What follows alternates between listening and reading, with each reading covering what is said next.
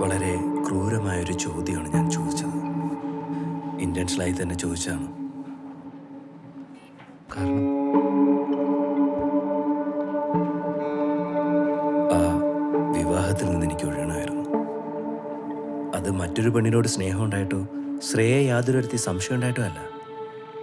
ഒഴിയാതെ വേറെ നിവൃത്തിയില്ലായിരുന്നു. അതുപോലെ ഞാൻ പേടിച്ചു.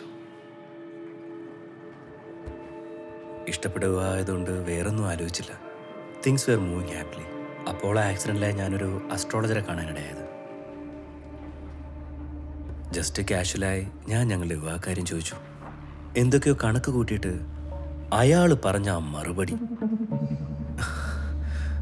ബ്രദർ, ശ്രേയയ്ക്ക് ആയുസ് തീരെ കുറവാണ്, ഏറിയ കുറച്ച് ദിവസങ്ങൾ.